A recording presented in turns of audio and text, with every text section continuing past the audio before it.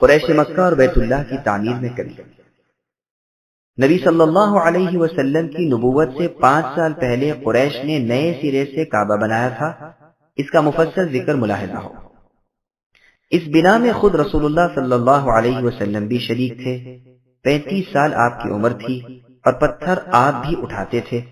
ابن اسحاق رحمہ اللہ فرماتے ہیں کہ جب رسول مقبول صلی اللہ علیہ وسلم کی عمر مبارک 35 سال کی ہوئی، اس وقت قریش نے کعبے کو نئے سرے سے بنانے کا ارادہ کیا۔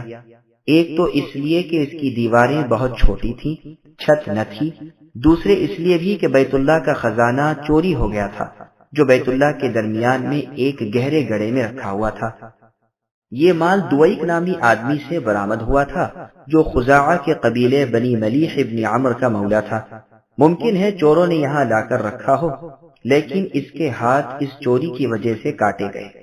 ایک اور قدرتی سہولت بھی ان کے لیے ہو گئی تھی کہ روم کے تاجروں کی ایک کشتی جس میں بہت اعلیٰ درجے کی لکڑیاں تھی، وہ طوفان کی وجہ سے جدہ کے کنارے آ لگی تھی۔ یہ لکڑیاں چھت میں کام آ سکتی تھیں، اس لیے قریشیوں نے انہیں خرید لیا اور مکے کے ایک بڑھئی کو جو قبطی قبیلے میں سے تھا چھت کا کام سونپا۔ یہ سب تیاریاں تو ہو رہی تھی، لیکن بیت اللہ کو گرانے کی ہمت نہیں پڑتی تھی۔ اس کی قدرتی اسباب بھی مہیا ہو گئے۔ بیت اللہ کے خزانے میں ایک بہت بڑا اژدہا تھا۔ جب کبھی لوگ اس کے قریب بھی جاتے تو وہ منہ پھاڑ کر ان کی طرف لپکتا تھا۔ یہ سانپ ہر روز اس کنویں سے نکل کر بیت اللہ کی دیواروں پر آ بیٹھتا تھا۔ ایک روز وہ بیٹھا ہوا تھا کہ اللہ تعالیٰ نے ایک بہت بڑا پرندہ بھیجا، وہ اسے پکڑ کر لے اڑا۔ قریشیوں نے سمجھ لیا کہ ہمارا ارادہ مرضی مولا کے مطابق ہے، لکڑیاں بھی ہمیں مل گئیں، بڑئی ہمارے پاس موجود ہے۔ سانپ کو بھی اللہ تعالیٰ نے دفع کیا۔ اب انہوں نے مستقل ارادہ کر لیا کہ کعبۃ اللہ کو گرا کر نئے سرے سے بنائیں۔ سب سے پہلے ابن وہب کھڑا ہوا اور ایک پتھر کعبۃ اللہ کا اتارا جو اس کے ہاتھ سے اڑ کر پھر وہیں جا کر نصب ہو گیا۔ اس نے تمام قریش کو خطاب کر کے کہا، سنو، بیت اللہ کے بنانے میں ہر شخص اپنا طیب اور پاک مال ہی خرچ کرے۔ اس میں زنا کاری کا روپیہ، سودی بیوپار کا روپیہ، ظلم سے حاصل کیا ہوا مال نہ لگانا۔ بعض لوگ کہتے ہیں یہ مشورہ ولید ابن مغیرہ نے دیا تھا۔ اب بیت اللہ کے حصے بانٹ لیے گئے۔ دروازے کا حصہ بنو عبد مناف اور بنو زہرہ بنائے، حجر اسود اور رکن یمانی کا حصہ بنو مخزوم بنائے۔ قریش کے اور قبائل بھی ان کا ساتھ دیں۔ کعبہ کا پچھلا حصہ بنو جمح اور بنو سہم بنائے۔ حتیم کے پاس کا حصہ بنو عبد الدار ابن قصی اور بنو اسد ابن عبد العزہ اور بنو عدی ابن کعب بنائے۔ یہ معاملہ طے پا جانے کے بعد بیت اللہ کی پہلی عمارت گرانے کا مسئلہ پیش آیا، لیکن کسی کی ہمت نہیں پڑتی کہ اسے گرانا شروع کرے۔ آخر ولید ابن مغیرہ نے کہا، لو میں شروع کرتا ہوں۔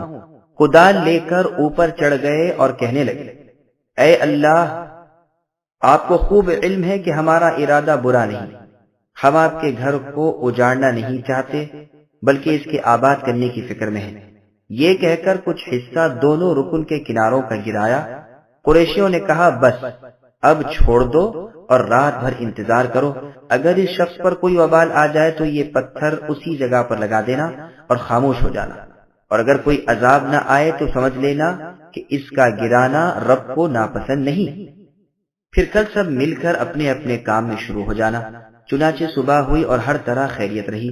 اب سارے آ گئے اور بیت اللہ کی اگلی عمارت کو گرا دیا، یہاں تک کہ اصلی نیو یعنی بنائے ابراہیمی تک پہنچ گئے۔ یہاں سبز رنگ کے پتھر تھے اور ایک دوسرے میں گویا پیوست تھے۔ ایک شخص نے 2 پتھروں کو الگ کرنا چاہا، اس میں کدال ڈال کر زور لگایا تو پتھر کے ہلنے کے ساتھ ہی تمام زمین ہلنے لگی۔ تو انہوں نے سمجھ لیا کہ انہیں جدا کر کے اور پتھر ان کی جگہ لگانا اللہ کو منظور نہیں، اس لیے ہمارے بس کی بات نہیں۔ اس ارادے سے باز رہے اور ان پتھروں کو اسی طرح رہنے دیا۔ حجر اسود نصب کرنے کا قصہ۔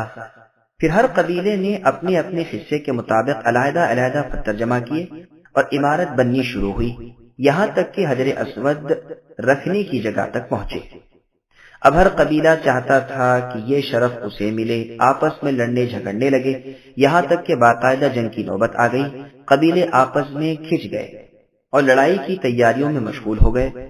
بنو عبد الدار اور بنو عدی نے ایک برتن میں خون بھر کر اس میں ہاتھ ڈبو کر حلف اٹھایا کہ سب کٹ مریں گے، لیکن حجر اسود کسی کو نہیں رکھنے دیں گے۔